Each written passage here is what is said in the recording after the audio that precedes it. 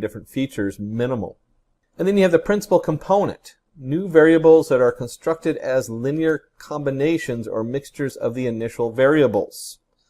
Principal component is very important. It's a combination. If you remember my flower example, it would be the width over the length of the petal as opposed to putting both width and length in. You just put in the ratio instead, which is a single number versus two separate numbers. Projections. The perpendicular distance between the principal component and the data points.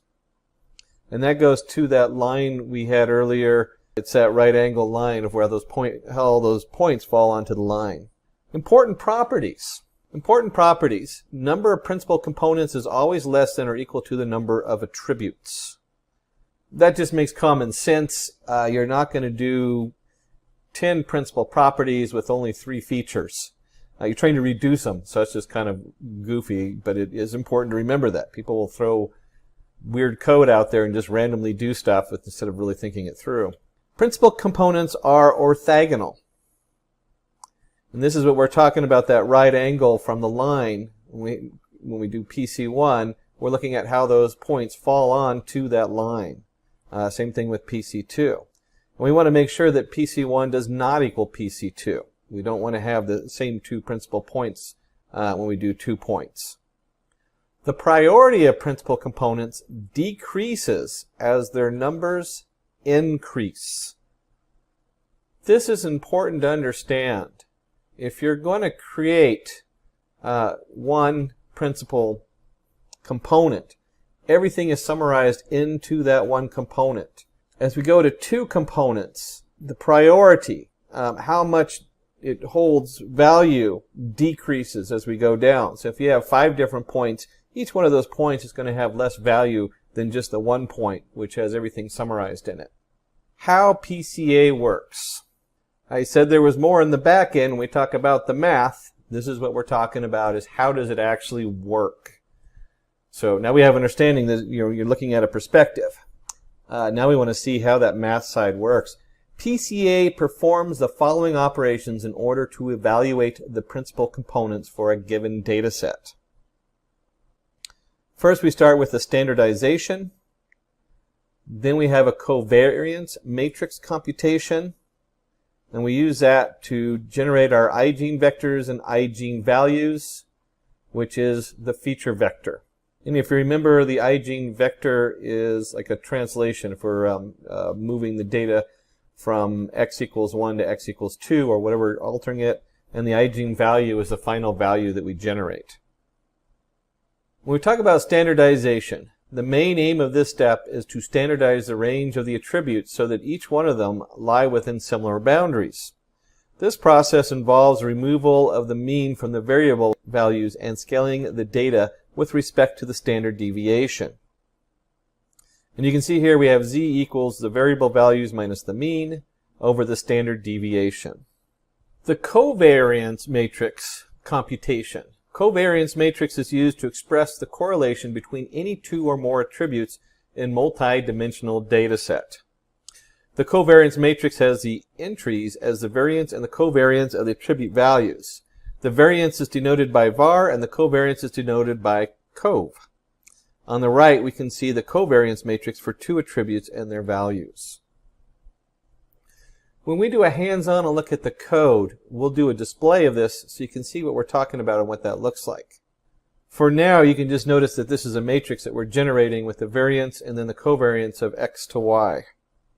On the right side, we can see the covariance table for more than 2 attributes in a multi-dimensional data set. And this is what I was talking about. We usually are looking at not just 1 feature or 2 features. We're usually looking at 25, 30 features going on. And so if we do a setup like this, we should see all those different features as the different variables. Covariance matrix tells us how the 2 or more variables are related. Positive covariance indicate that the value of one variable is directly proportional to the other variable. Negative covariance indicate that the value of one variable is inversely proportional to the other variable. That is always important to note whenever we're doing any of these matrices, that we're going to be looking at that positive and negative, whether it's inverted or not. And then we have the eigene values and the eigene vectors. Eigenvalues and eigenvectors are the mathematical value that are extracted from the covariance table. They are responsible for the generation of a new set of variables from the old set of variables, which further lead to the construction of the principal components. Eigenvectors do not change directions after linear transformation. Eigenvalues are the scalars or the magnitude of the eigenvectors. And again, this is just transforming that data. So we're going to change the vector b to the b prime as denoted on the chart. And so when we have like multiple variables, how do we calculate that new variable? And then we have feature vectors. Feature vectors is simply a matrix that has eigenvectors of the components that we decide to keep as the columns. Here we decide whether we must keep or discard the less significant principal components that we have generated in the above steps. This becomes really important as we start looking at the back end of this, and we'll do this in the demo, but one of the more important steps to understand. And so we have the PCA example. Consider matrix X with n rows or observations and k columns or variables. Now for this matrix, we would construct a variable space with as many dimensions as the variable. But for our simplicity, let's consider this 3 dimensions for now. Now each observation, row of the matrix X, is placed in the k-dimensional variable space, such that the rows in the data table form a swarm of points in this space. Now we find the mean of all the observations and then place it along the data points on the plot. The first principal component is a line that best accounts for the shape of the point swarm. It represents the maximal variance direction in the data. Each observation may be projected onto this line in order to get a coordinate value along the PC1. This value is known as a score. Usually only one principal component is insufficient to model the systematic variation for a data set. Thus a second principal axis is created. The second principal component is oriented such that it reflects the second largest source of variation in the data. While being orthogonal to PC1, PC2 also passes through the average point. Let's go ahead and pull this up and just see what that means inside our Python scripting. I'm going to use the Anaconda Navigator, and I will be in Python 3.6 for this example. I believe there's even like a 3.9 out. I tend to stay in 3.6 because a lot of the models I use, especially with the neural networks, are stable in 3.6. And then we open up our Jupyter. I'm in Chrome, and we go ahead and create a new Python 3. And for ease of use, our team in the back was nice enough to put this together for me. And we'll go ahead and start with the libraries. The first thing I like to do whenever I'm looking at any new setup, well, you know what, let's do the libraries first. We're going to do our basic libraries, which is matplotlib library, the PLT from the matplotlib library, pandas, our data frame, PD, numpy, our numbers array, np, seaborn for graphing, SNS, that goes with the plot that actually sits on matplotlib library, so the seaborn sits on there. And then we have our ampersand, because we're in Jupyter Notebook, matplotlib library inline. The newer version actually doesn't require that, but I put it in there anyway just because I'm so used to it. And then we want to go ahead and take a look at the data. And in this case, we're going to pull in, certainly you can have lots of fun with different data, but we're going to use the cancer data set. And one of the reasons the cancer data set is it has like 36, 35 different features. So it's kind of fun to use that as our base for this. And we'll go ahead and run this and look at our keys. And the first thing we notice in our keys for the cancer data set is we have our data, we have our target, our frame, target names, description, feature names, and file name. So what we're looking for in all this is, well, let's take a look at the description. Let's go in here and pull up the description on here. I'm not going to spend a huge amount of time on the description because we don't want to get into a medical domain. We want to focus on our PCA setup. What's important is you start looking at what the different attributes are, what they mean.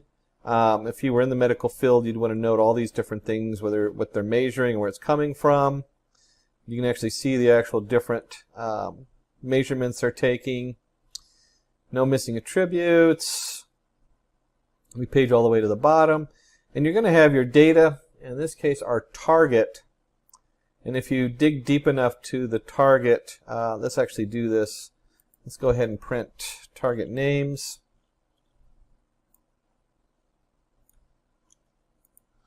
Real quick here, I always like to just take a look and see what's on the other end of this. Target names. Run that. And so the target name is it malignant or is it benign? So in other words, is this dangerous growth or is it something we don't have to worry about? That's the bottom line with the cancer in this case. And then we can go ahead and load our data. And you know what, let me go up just a notch here for easy of reading. It's hard to get that just right. I guess I'll have to do. So let's go ahead and look at our data. We're going to use our pandas, and we're going to go ahead and do our data frame. It's going to equal cancer data. Columns equals cancer, feature equals feature names. So remember up here, we already loaded the names up of the features in there. What is going to come out of this? Let me just see if we can get to that.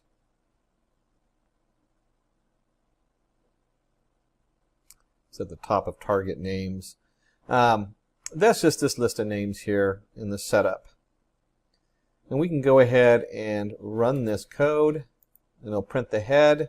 And you can see here we have the mean radius, the mean texture, mean perimeter. I don't know about you, this is a wonderful data set if you're playing with it, because like most of the data that comes in, half the time we don't even know what we're looking at. We're just handed a bunch of stuff as a data scientist going, what the heck is this? And so this is a good place to start because this has a number of different features in there and we have no idea what these features mean or where they come from. We want to just look at the data and figure that out. And now we actually are getting into the PCA side of it. As we've noticed before, it is difficult to visualize high-dimensional data. We can use PCA to find the first two principal components and visualize the data, this new two-dimensional space, with a single scatter plot. Before we do this, we need to go ahead and scale our data. Now, I haven't run this to see if you really have to scale the data on this, but as just a general runtime, I almost do that as the first step of any modeling, even if it's pre-modeling as we're doing here. In neural networks, that is so important. With PCA visualization, it's already going to scale it when we do the means and deviation inside the PCA. But just in case, it's always good to scale it. And then we're going to take our PCA with the scikit-learn uses very similar process to other pre-processing functions that come with scikit-learn. We instantiate a PCA object, find the principal components using the fit method, then apply the rotation and dimensionality reduction by calling transform. We can also specify how many components we want to keep when creating the PCA object. And so the code for this, oops, getting a little bit ahead. Let me go ahead and run this code. So the code for this is from sklearn decomposition import PCA. PCA equals PCA, in components equals 2. And that's really important to note that because we're only going to want to look at 2 components. I would never go over 4 components, especially if you're going to demo this with somebody else. If you're showing this to the shareholders, the whole idea is to reduce it to something people can see. And then the PCA fit, we're going to is going to take the scaled data that we generated up here, and then you can see we've created our PCA model with in components equals 2. Now, whenever I use a new tool, I like to go in there and actually see what I'm using. So let's go to the scikit webpage for the PCA. And you can see in here, here's our call statement. It describes what all the different setups you have on there. Probably the biggest one to look at would be, well, the biggest one is your components. How many components do you want? which you have to put in there pretty much. And then you also might look at the SVD solver. It's on auto right now, but you can override that and do different things with it. It does a pretty good job as it is. And if we go down, all the way down to, here we go, to our methods, if you notice we have fit and we have fit transform. Nowhere in here is predict, because this is not used for prediction. It's used to look at the data. Again, we're in the describe setup. We're fitting the data. We're taking a look at it. We've already looked at our minimum maximum. We've already looked at what's in each quarter. We've done a full description of the data. This is part of describing the data. That's the biggest thing I take away when I come zooming in here. And of course, they have examples of it down here if you forget. And the biggest one, of course, is the number of components. And then, the rest you can play with. The actual solver, whether you're doing a full or randomized, there's different things. It does pretty good on the auto. And now we can transform this data to its first two principal components. And so we have our XPCA. We're going to set that equal to PCA transform scaled data. So there we go. There's our first transformation. And let's just go ahead and print the scaled data shape and the XPCA data shape. And the reason we want to do this is just to show us what's going on here. We've taken 30 features. I think I said 36 or something like that, but it's 30. And we've compressed it down to 2 features. And we decided we wanted 2 features, and that's where this comes from. We still have 569 data sets. Data rows, not data sets. We still have 569 rows of data, but instead of computing 30 features, we're now only doing our model on 2 features. So let's go ahead and plot these and take a look and see what's going on. And we're just going to use our PLT figure. We're going to set the figure size on here. Here's our scatter plot, XPCA, X underscore PCA of 1. These are our 2 different perceptions we're using. And then you'll see right here, C for color, cancer equals target. And so remember, we have 0, we have 1. And if I remember correctly, 0 was malignant, 1 was benign. So everything in the 0 column is going to be 1 color, and the other color is going to be 1.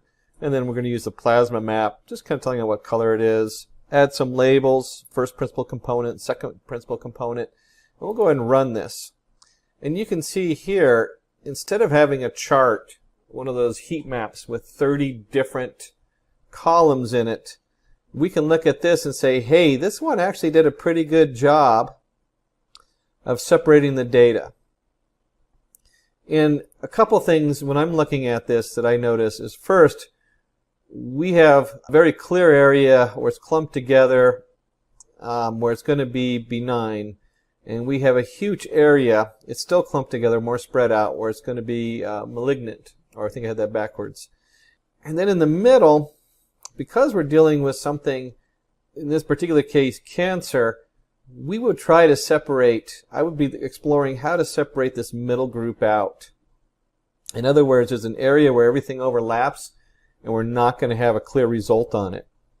Just because those are the people you want to go in there and have extra tests, or treat it differently, versus going in and saying just cutting into the cancer so that the body absorbs it and it dissipates, versus actively going in there, removing it, testing it, going through chemo and all the different things. That's a big difference, as far as what's going to happen here. And that middle line where they overlap is going to be huge. That's domain specific. Going back to the data, we can see here, clearly by using these 2 components, we can easily separate these 2 classes.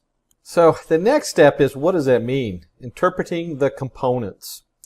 Unfortunately, with this great power of dimensionality reduction comes the cost of not being able to easily understand what these components represent. I don't know what principal component 1 represents, or second principal. The components correspond to combinations of original features. The components themselves are stored as an attribute of the filtered PCA object. And so when we look at that, we can go ahead and look at the PCA components. This is in our model we built. We've trained it. We can run that, and you can see here's the actual components. It's the two components each have their own array. And within the array, you can see what the scores they're using. And these actually give weight to what features are doing what. So in this NumPy matrix array, each row represents a principal component, and each column relates back to the original features. What's really neat about this is we can now go in reverse and drop this onto a heat map and start seeing what this means. And so let me go ahead and just put this down. Oops, I already got it down here. We'll go ahead and put this in here. We're going to use our dfcomp data frame, and we do our PCA components. And I want you to notice how easy this is. We're going to set our columns equal to cancer feature names. That just makes it really easy. And we're dumping it into a data frame. What's neat about a data frame is when we get to Seaborn, it will pull that data frame apart and set it up for us the way we want. And so we're just going to do the Seaborn heat map of our data frame composition, and we'll use the plasma coloring. And it creates a nice little color graph here. You can see we have the mean radius and all the different features along the bottom. On the right, we have a scale. So we can see we have the dark colors all the way to the really light colors, which are what's really shining there. This is like the primary stuff we want to look at. So this heat map and the color bar basically represent the correlation between the various features and the principal component itself. So, very powerful map to look at, and then you can go in here, and we might notice that the mean radius, look how on the bottom of the map it is on some of this. So you have some interesting correlations here that change the variations on that and what means what. This is more when you get to PostScribe, you can also use this to try to guess as what these things mean and what you want to change to get a better result. Regularization in machine learning. So our agenda on this one is fitting the data, understanding linear regression, bias and variance, what is overfitting, what is underfitting, and those are like the biggest things right now in data science is overfitting and underfitting. What does that mean? And what is regularization? And then we'll do a quick hands-on demo to take a look at this. So fitting the data. Let's start with fitting the data. And we talk about what is data fitting. It's a process of plotting a series of data points and drawing the best fit line to understand the relationship between the variables. And this is what we called data fitting. And you can see here we have a couple of lines we've drawn on this graph. We're going to go in a little deeper on there. So we might have, in this case, just a 2 dimensions. We have an efficiency of the car, and we have the distance traveled in 1,000 kilometers. And so what is data fitting? Well, it's a linear relationship. And a linear relationship, very specifically, linear means line. The line used to represent the relationship is a straight line that passes through the data points, and the variables have a linear relationship. Linear regression. So let's start with how linear regression works. A linear regression finds the line that best fits the data point and gives a relationship between the two variables. And so you can see here we have the efficiency of the car versus the distance traveled, and you can see this nice straight line drawn through there. And when you talk about multiple variables, all you're doing is putting this instead of a line, it now becomes a plane. It gets a little more complicated with multiple variables, but they all come down to this linear kind of drawing a line through your data and finding what fits the data the best. And so we can consider an example. Let's say that we want to find the relationship between the temperature outside versus the sales of ice cream. And so we start looking at that. We're looking at how many ice cream cones we're selling or how much money we sold in ice cream. And we're looking at how warm it is outside, which would hopefully draw a lot of people into the ice cream store. And suppose we have 2 lines. We're going to draw L1 and L2. And we're going to kind of guess which one we think is the best fit. and which claim to describe the relationship between the variables. And so first, we find the square of the distance between the line L1 and each data point and add them all and find the mean distance. And I want you to think about that when we square something. If it's a negative or positive number, it no longer matters, because a minus 2 squared is 4, 2 squared is 4. So we're removing what side of the line it's on, and we're just looking for the error. In this case, the mean distance of each of the little dotted lines you see here. This way of calculating the square of the distance, adding them, and then taking the mean is called mean square error, or loss function. And we talk about loss, how far off are we? That's what we're really talking about. What did we miss? And we have a positive distance and a negative distance.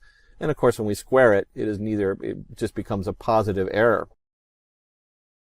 And so we take the mean square error, and a lot of times you'll see it referred to as MSE. If I look in a code and I'm going through my Python code and I see MSE, I know that's a mean squared error. And we take all the dotted lines and we calculate this error and we add them all together and then we average it or find the means. And in this case, they ran a demo on this and it was 1,127.27 for our L1 line. Now we find the loss function for line L2 in a similar fashion, and we get the mean square error to be 6,397. And it's computed the same way. So maybe you put this line just way outside the data range, and this is the error you get. By analyzing our results, we find that the loss function, or the mean square error, is less for L1 than L2. Hence, L1 is the best fit line. This process describes a lot of machine learning processes. So we're going to keep guessing and get as close as we can to find the right answer. We have to have some way to calculate this and figure out which one's the best, and the mean square error is one of the better fits for doing this and most commonly used. We really want to talk about bias and variance. Very important terms to know in machine learning and with linear regression. So bias. Bias occurs when an algorithm has limited flexibility to learn from data. Variance defines the algorithm's sensitivity to specific sets of data. Let's start with bias and variance. You can see here we have the two different setups. Bias, you can think, is very generalized, where variance is very specific. And so when we talk about bias, such models pay very little attention to the training data and oversimplify the model. Therefore, the validation error or prediction error and training error follow similar trends. And with bias, if you oversimplify it so much, you're going to miss your local. If you have like a really good fit, you're going to miss it. You're going to just kind of guess what the average is, and that's what your answer is going to be. With variance, a model with a high variance pays a lot of attention to training data and does not generalize. Therefore, the validation error or prediction error are far apart from each other. Such models always lead to a high error on training and test data, as a bias does. Where variance, such models usually perform very well on training data but have high error rates on test data. And I want you to think about this. When we're talking about a bias, the error is going to be high both when you're training it and you're testing it.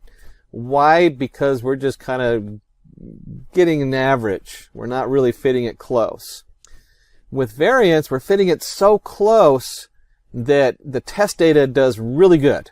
It's going to nail it every time. If you're doing categorical testing, that's a car, that's a truck, that's a bicycle.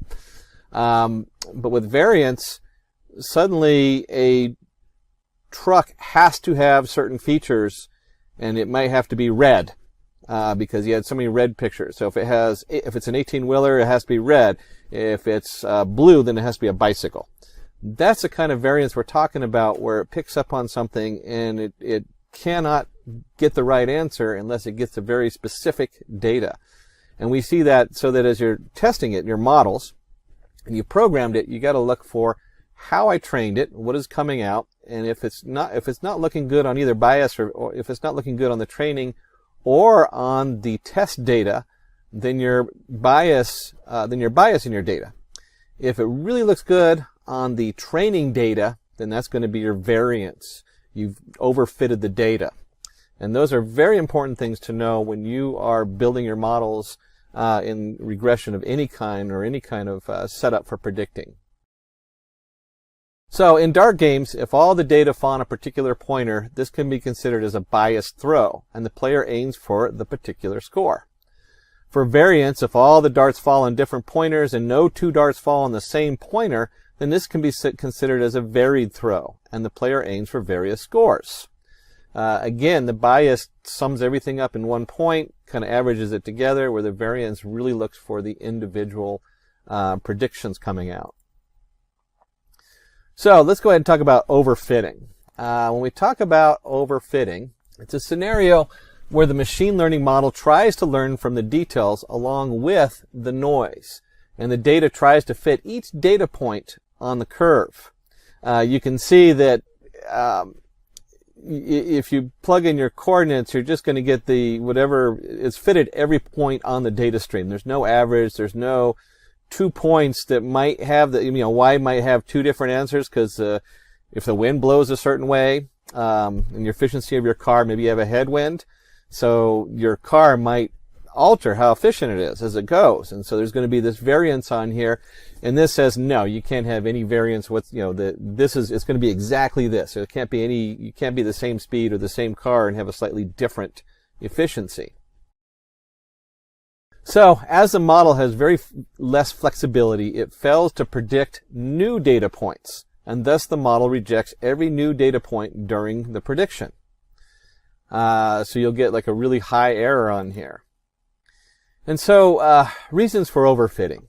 Data used for training is not cleaned and contains noise, garbage values in it. You can spend so much time cleaning your data, and it's so important. It's so important that if you have some kind of something wrong with the data coming in, it needs to be addressed. Whether it's the source of the data, maybe they use in medical different measuring tools, so you now have to adjust for data that came in from hospital A versus hospital B, or even off of machine A and machine B that's testing something, and those numbers are coming in wrong.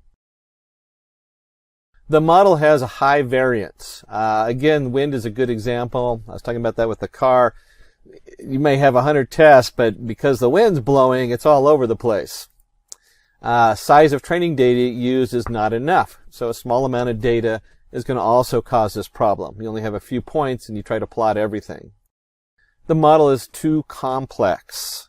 This comes up a lot.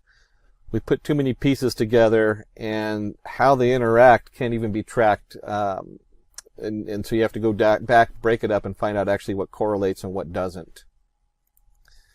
So, what is underfitting?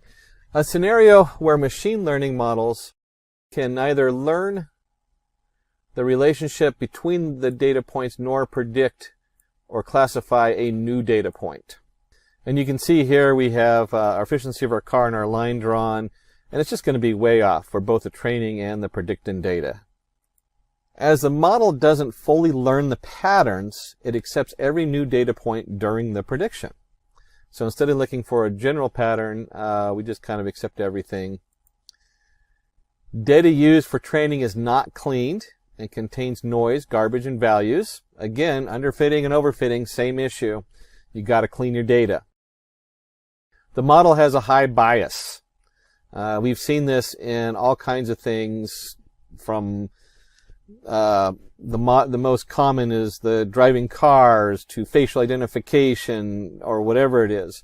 The model itself, when they build it, might have a bias towards one thing, and this would be an underfitted model, would have that bias because it's averaged it out. So if you have 5 people from India and 10 people from Africa and 20 people from the US, you've created a bias because it's looking at the 20 people, and you only have a small amount of data to work with. Size of training data used is not enough. That goes with the size I was just talking about. So we have a model with a high bias. We have size of training data used is not enough. The model is too simple. Again, this is one straight line through all the data. when it has a slight shift to it for other reasons. So what is a good fit? A linear curve that best fits the data is neither overfitting or underfitting models, but is just right. And of course we have the nice examples here where we have overfitting, lines going up and down, every point's trying to be included. Underfitting, the line really is off from where the data is, and then a good fit is got to get rid of that, minimize that error coming through. Regularization is taking the guesswork out. You're looking at this graph and you're going, oh, which one is that really overfit or is that underfit? That's pretty hard to tell. So we talk about regularization. Regularization techniques are used to calibrate the linear regression models and to minimize the adjusted loss function and prevent overfitting or underfitting. So what that means, in this case, we're going to go ahead and take a look at a couple different things. We're going to look at regularization, which will start with a linear model. We'll look at the ridge regularization and the lasso regularization. And these models are just like we did the MLP, the multi-layered positron in the sklearn module. You could bring in the ridge module and you can bring in the lasso module. So when we talk about ridge regression, it modifies the overfitted or underfitted models by adding the penalty equivalent to the sum of the squares of the magnitude of the coefficients. And so we have a cost function equals loss equals lambda times the sum of w squared, or the absolute value of w, depending on how you're doing it. Now remember, we talked about error, whether we either square it or we absolute value it, because that removes the plus or minus sign on there. And there's reasons to do it either way, but it is more common to square the value. And then we have our, in this case, the lambda is going to be the penalty for the errors. We've thrown in a Greek character for you just to confuse everybody. And w is the slope of the curve of the line. So we're going to look at this, and we're going to draw a line. This is going to be like a linear regression model. So if you had in sklearn, you could import just a standard linear regression model. It would plot this line across whatever data we're working on. And we look at this, and of course we're just extrapolating this. I know they use some specific data, but you don't want to get into the actual domain. And so for a linear regression line, let's consider 2 points that are on the line.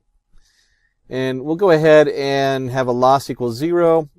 Considering the 2 points on the line, we'll go ahead and do lambda equals 1. We'll set our w is going to be 1.4.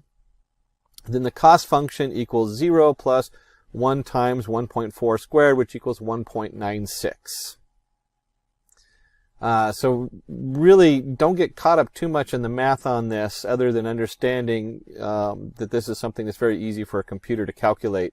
And if you ever see the loss plus the lambda times w, the sum is w squared.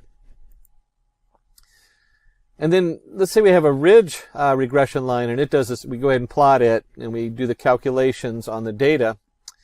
And for the ridge regression, let's assume a loss equals 0.3 squared plus 0.2 squared equals 0.13. So when they put all the calculations through of the 2 points, we end up with the 0.62.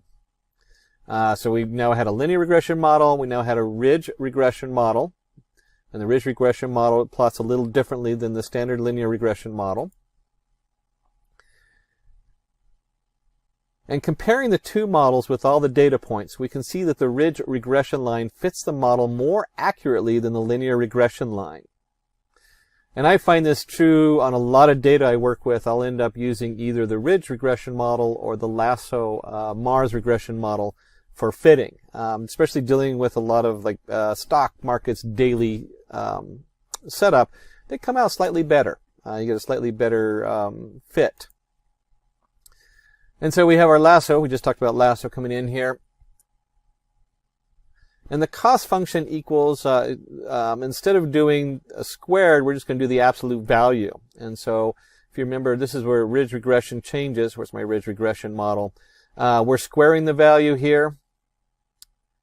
And if you look at this, we're not squaring the value. We're just finding the absolute value on here.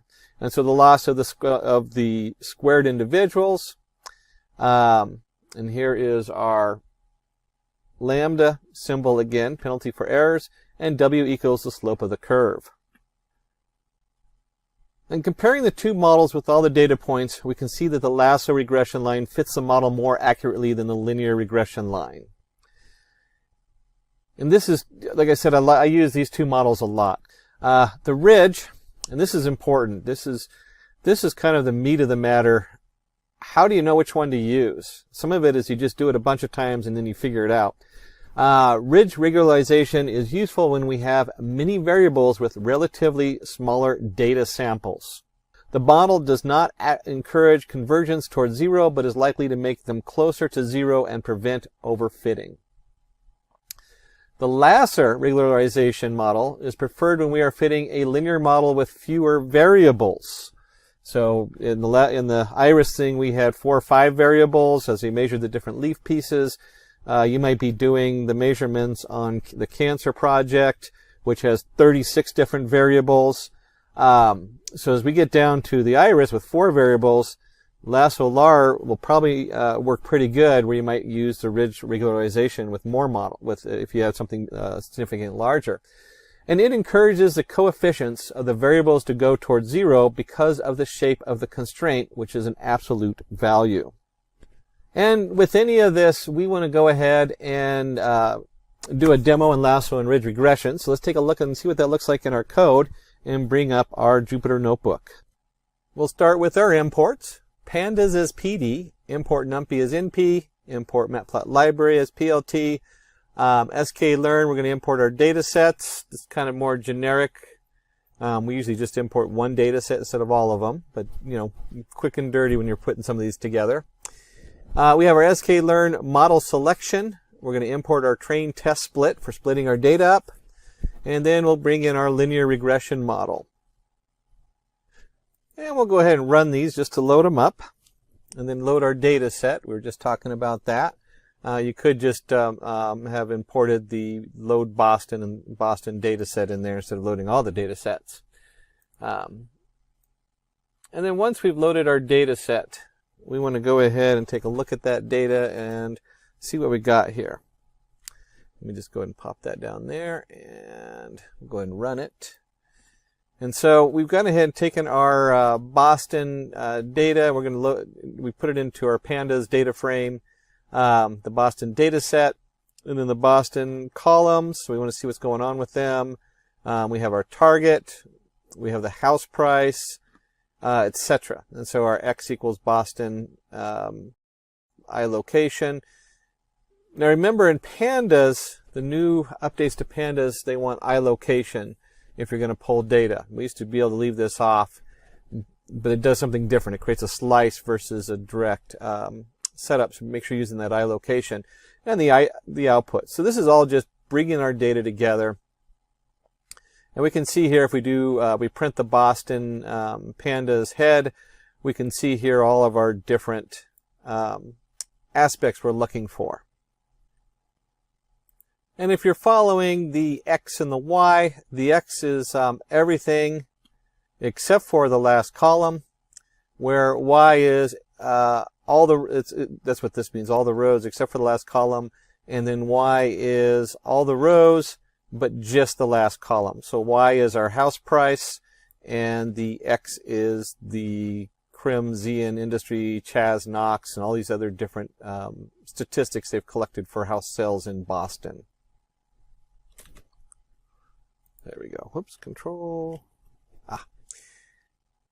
So we'll go ahead and split our data. X train and our X test, Y train, Y test equals the train test split, which we imported. And we have our Boston. You could have easily used the X and Y on here as opposed to Boston I location. And we'll create our test size. We're going to take 25% of the data and put it in as a test. And then we'll go ahead and run this. Need an extra drink there. So we have our train and test, and then of course the print the train data shape.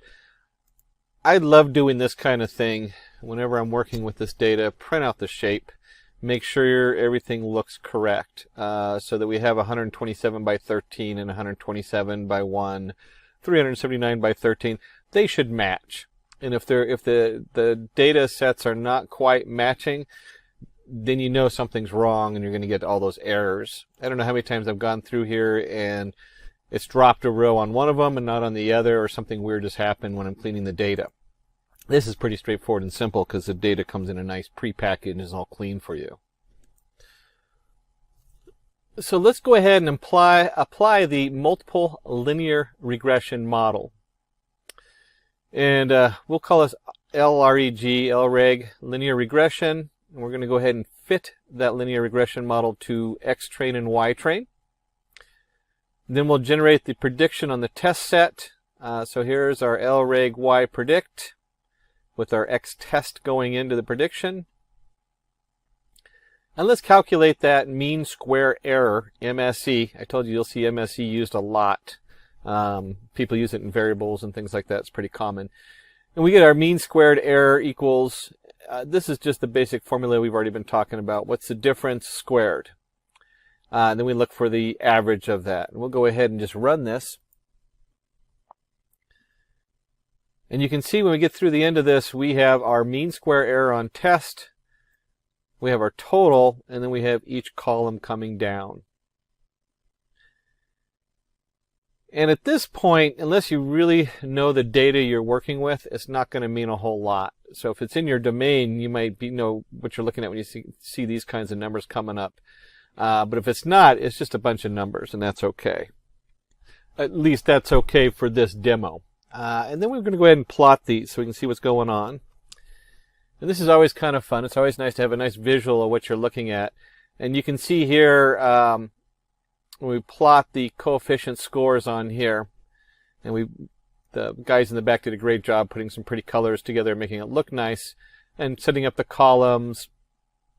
You can see here, your Knox has like just a huge coefficient. When I look at a table like this, I look for what has very little different coefficients. They're not using a huge change, and what has huge changes. And that flags you for all kinds of things as you're working with the data, but it depends so much on the domain you're working with. These are great things, though, as just a quick look to see what's going on with your data and what you're looking for. And of course, once we look at this, now our motive is to reduce the coefficient score. So now we want to take these and bring them down as much as we can. And for that, we're going to work with the ridge regression on here. So let's start by going and we're going to import our ridge model, the ridge regression from the sklearn library or the scikit. And we're going to go ahead and train the model. So here's our ridge, R equals alpha equals 1. And I mentioned that earlier. When I work with the ridge model, you'll see alpha equals 1. If you set alpha equal to 0, that's a standard linear regression model. So you have alpha equals 1, 2, 3, 4, and you usually use 1, 2, or 3, 4 and a standard integer on there. And we'll go ahead and fit the ridge model on there with our X-train and our Y-train data, generate a prediction for that, for our X test, and we'll calculate the mean square error, just like we did before. This should all look familiar. And we'll go ahead and print that out, and we'll look at the ridge coefficients for our data and see what that looks like. Now, if I jump up and down between these two, you'll get a headache. You'll still see the Knox value. Let's just look at the Knox, because that was the biggest value. It's a -9 here. And if we go back up here, the Knox value is a -18. So right off the bat, I'm seeing a huge change in the biggest coefficient there. So if we're going to do that nice setup, we want to go ahead and just print it and see what that looks like.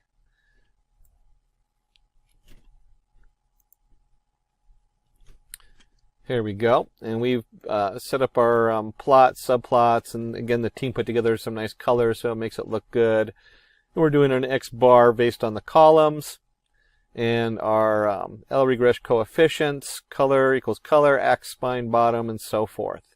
So just puts together a nice little graph. And you're starting to see, when you compare this, if you put it on the same graph as this one up here, this is up here at -18. This is at -9. And so this graph is half the size of the graph above. The same thing with these values here. They might look the same, but they're actually all almost half the value on here. And then finally, you can do the same thing for the lasso regression. This will all look very similar as far as what we worked on before. And I'm just going to go ahead and print that on here and run it. And again, let's go up to Knox. Look where Knox is. It's all the way down to 0. And if we look at our next biggest coefficient, it's minus 0.8. And really, here's our 22.73. We go up here, 16.7. And we go up here and we look at the same number, 16.69. And so we look at this, if I was running this and working on a project with this, I would look at these numbers. I start with the 16.69, come down here and compare it to 16.78. 6.9 is better than 7.8. So from the very beginning, we might start looking at this first model for overall predicting. But there's other factors involved. We might know that the Knox value is central and the other ones aren't quite as good. And so we might start looking at just certain setups, like what is this particular coefficient, because it might have a certain meaning to us and so forth. And so you got to look at all those different items in there. Again, but the bottom dollar is our first model did better than our other two models. Our mean square error on the test set continues to come down on this. Choose from over 300 in-demand skills and get access to 1,000 plus hours of video content for free. Visit SkillUp by Simply Learn. Click on the link in the description to know more. In this video, you will learn about an interesting machine learning topic, that is supervised versus unsupervised versus reinforcement learning. Let's discuss each of them in detail and understand when to use these algorithms along with their applications. Now, there are a number of algorithms used in the field of machine learning to solve complex problems. Each of these algorithms can be classified into a certain category. So the different types of machine learning algorithms are supervised learning, unsupervised learning, and reinforcement learning.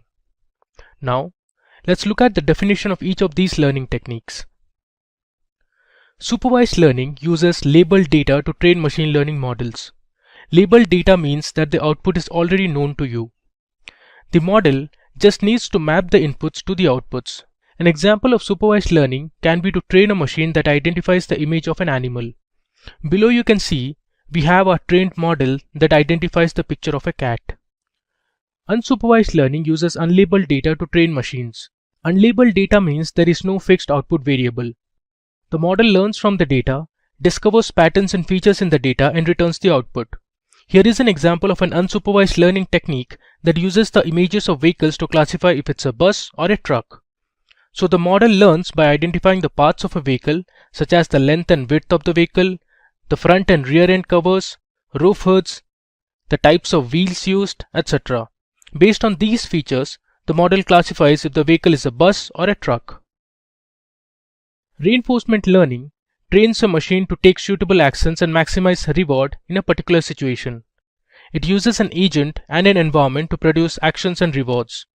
The agent has a start and an end state, but there might be different paths for reaching the end state, like a maze. In this learning technique, there is no predefined target variable. An example of reinforcement learning is to train a machine that can identify the shape of an object given a list of different objects such as square, triangle, rectangle, or a circle. In the example shown, the model tries to predict the shape of the object, which is a square here. Now, let's look at the different machine learning algorithms that come under these learning techniques. Some of the commonly used supervised learning algorithms are linear regression, logistic regression, support vector machines, k-nearest neighbors, decision tree, random forest, and naive Bayes. Examples of unsupervised learning algorithms are k-means clustering, hierarchical clustering, db-scan, principal component analysis, and others. Choosing the right algorithm depends on the type of problem you are trying to solve. Some of the important reinforcement learning algorithms are Q-learning, Monte Carlo, SARSA, and Deep Q network. Now let's look at the approach in which these machine learning techniques work.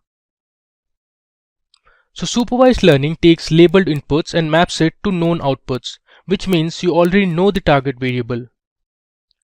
Unsupervised learning finds patterns and understands the trends in the data to discover the output. So the model tries to label the data based on the features of the input data. While reinforcement learning follows trial and error method to get the desired solution. After accomplishing a task, the agent receives an award. An example could be to train a dog to catch the ball. If the dog learns to catch a ball, you give it a reward such as a biscuit.